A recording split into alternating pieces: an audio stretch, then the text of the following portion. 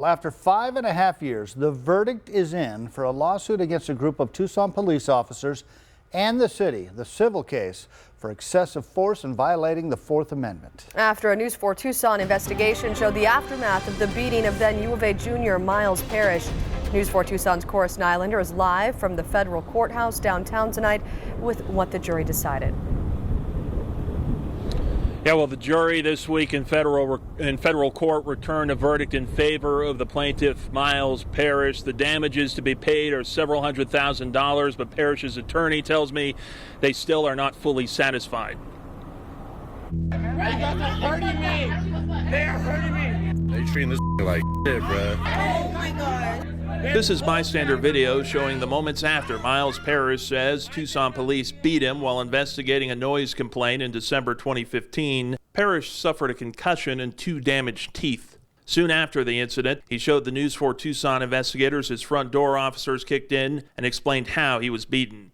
When I got thrown to the ground, I went head first, to the ground. And then one of the officers kneeled down and put his knee in my back like this. And then I said, "You cannot do this, you can't do this. What are you doing?" And then to shut me up, he started punching me, just punching me in the face to shut me up.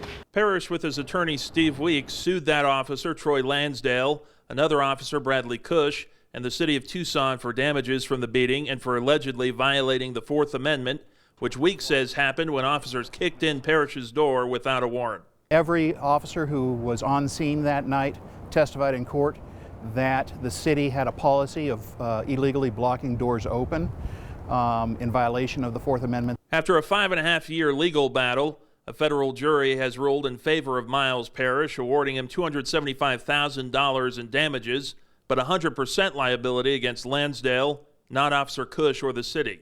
The verdict was lower than what we were hoping for. The city should have also been held individually liable, but who knows what it is that the jury was thinking at the time when they rendered their verdict. I was not in the jury room. We have reached out to the attorney representing Lansdale and were told no comment. Tucson City Attorney Mike Rankin sent us a statement saying, "We are pleased that the jury found the city had no liability in this case, meaning that they found that TPD's policies and practices met all constitutional requirements.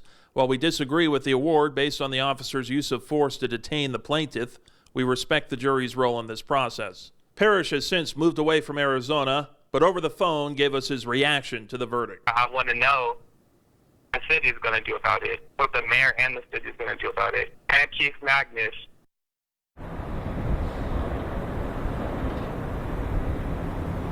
Steve Weeks says because there was an officer involved, he believes that the city will use taxpayer dollars to cover the damages. If the city chooses to appeal the verdict, he says he expects it could take more than a year before Parrish ever gets his hands on any money.